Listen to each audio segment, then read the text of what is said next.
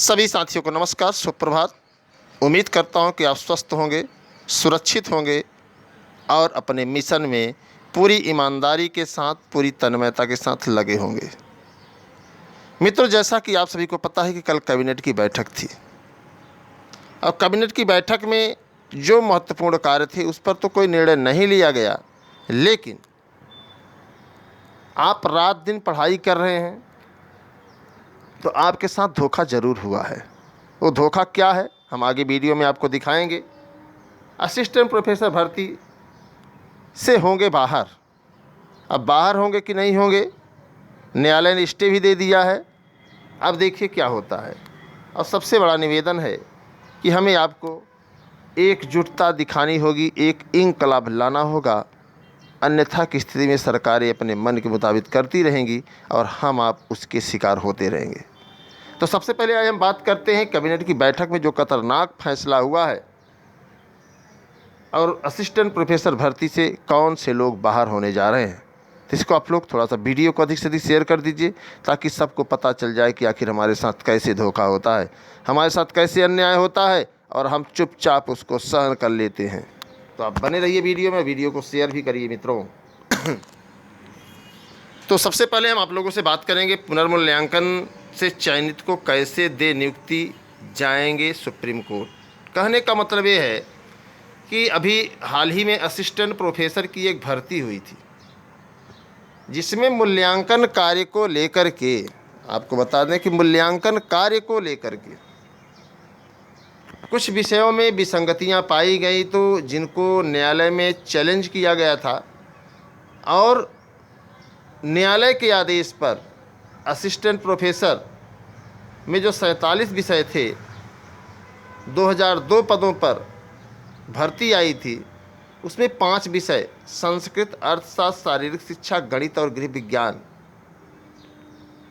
के मूल्यांकन में विसंगतियां पाए जाने पर, हालांकि अन्य विषयों में भी 47 विषयों में रहा होगा, लेकिन जो छात्र अपने राइट के लिए लड़े, जिन्होंने न्यायालय में अपना पक्ष रखा, तो इस जांच में पाया गया कि वाकई में मूल्यांकन गलत हुआ है। और आपको बता दें कि जब मूल्यांकन गलत हुआ है तो ऐसे में आप समझ जाइए कि न्यायालय ने किया। तो अब मामला क्या है कि मूल्यांकन हुआ तो लगभग 18 छात्र जो है बाहर हो गए, जो चयनित थे, जो वेतन पा रहे थे, नौकरी कर रहे थे। अब सवाल इस बात का होता है कि अब इनको हटा करके उनको रखा जाए। जैसे ही ये सूचना मिली वैसे ही 18 चयनित असिस्टेंट प्रोफेसर न्यायालय जाते हैं और न्यायालय ने उस पर स्टे दे दिया।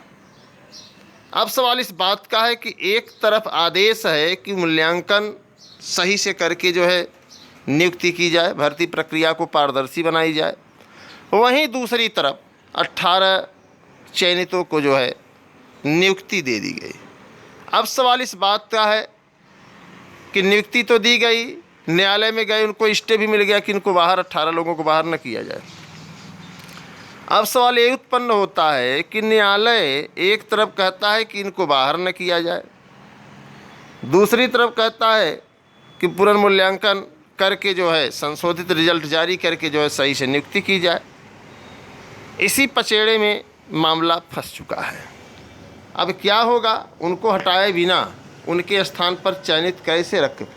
अब क्या है, उच्च शिक्षा सेवा चयन आयोग का, उच्चतर शिक्षा सेवा चयन आयोग का कहना है कि आखिर जब उनको हटाया नहीं जाएगा तो इनको लाया कैसे जाएगा। इसी वापों में मामला फंसा हुआ है। अब क्या है, निदेशक की ओर से इस मामले में सुप्रीम कोर्ट जाने की कवायद की जा रही है। ऐसे में 18 वो सड़क पर रहेंगे, 18 ही जो है न्यायालय में लड़ते रहेंगे।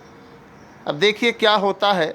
अंधेर नगरी चौपट राजा, टके शेर भाजी, टके शेर खाजा की कहानी आप लोग सुने हैं, पढ़े भी हैं।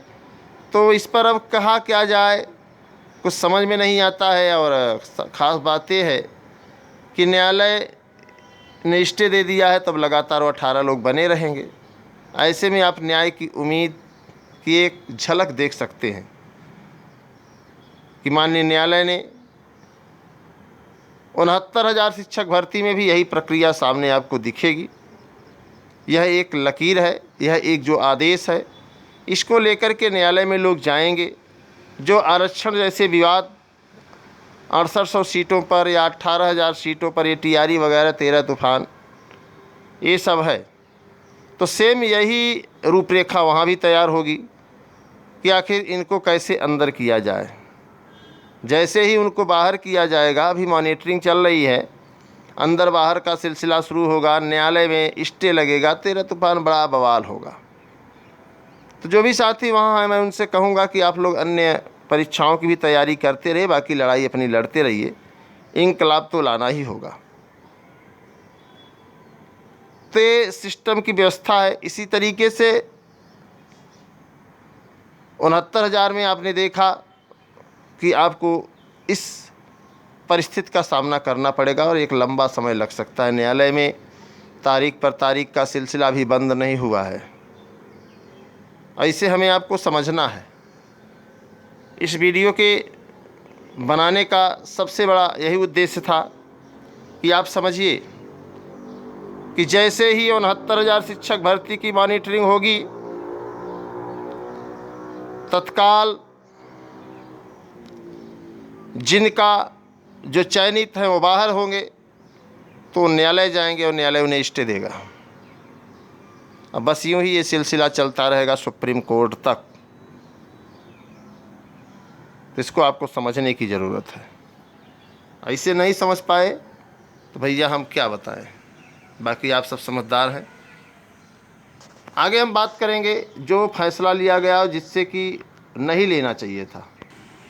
हालांकि उत्तर प्रदेश के हमारे तमाम नौजवान साथी ऐसे हैं जो समाचार पत्र नहीं पढ़ते हैं, और पढ़ते भी हैं तो जल्दबाजी में पढ़ते हैं। और आप सामने देखिए, यूपी के सभी थानों में लगेंगे CCTV कैमरे।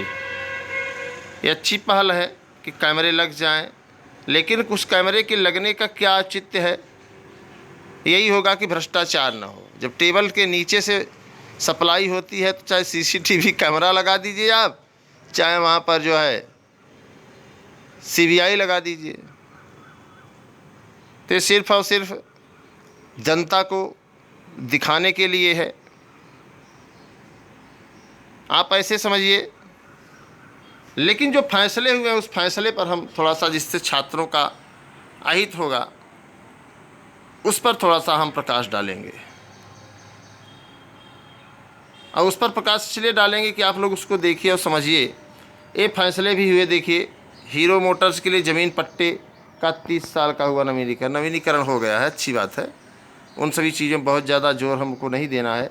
हमें आपको सबसे ज़्यादा जोर देना है, आप देखिए ध्यान से, अस्थायी रूप।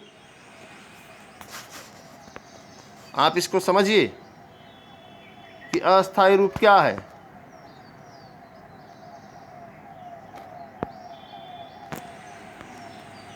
अब देखिए, अस्थायी रूप से हमने यहाँ कर दिया है घोला।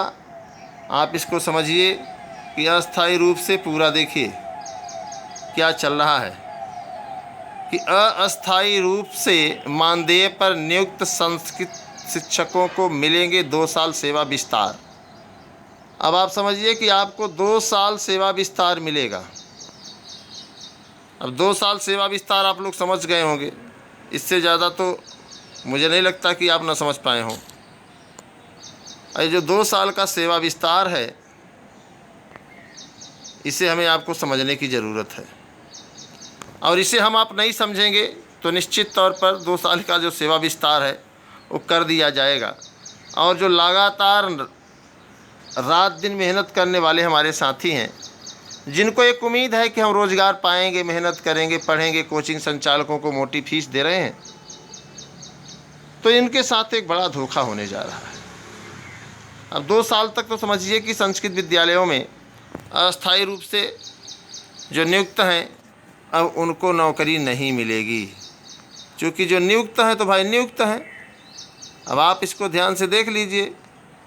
अब मैं इसको नहीं कह पा रहा हूँ कि भाई किस तरीके से होना चाहिए, लेकिन अस्थायी रूप से मानदेय पर जो लोग हैं, इसको पूरे डाटे को आप पढ़ लीजिए। और इसी में ही न पढ़िए, समाचार पत्र भी आप देख लीजिए। इसको इतना छोटा लिखा गया है कि आपकी नज़र नहीं पड़ेगी, आपके ऊपर असर नहीं पड़ेगा। तो आप लोग समझदार हैं, इस पर क्या किया जाए आप कमेंट बॉक्स में बताएं, और ताकि हम लोग एक उचित निर्णय ले सकें। क्योंकि कहीं न कहीं आपकी सहभागिता बहुत ज़रूरी है, आपका योगदान बहुत ज़रूरी है। अकेला चना भार नहीं फोड़ सकता, इसलिए एकजुटता लाइए। किसी भी क्षेत्र में संघर्ष के लिए आपकी एकजुटता बहुत ज़रूरी है। फैसला आपके हाथ में है, और केवल अभी यहीं नहीं, अभी कई जगह आपको मिलेगा कि अस्थायी कर दिया, मतलब कि उनको रख दिया जाएगा, और हम आपसे तैयारी करेंगे। तो उम्मीद करता हूं कि आप कमेंट बॉक्स में अपनी राय ज़रूर देंगे। हमें आपकी राय का इंतज़ार है। इसी के साथ सभी साथियों को धन्यवाद। इंकलाब जिंदाबाद।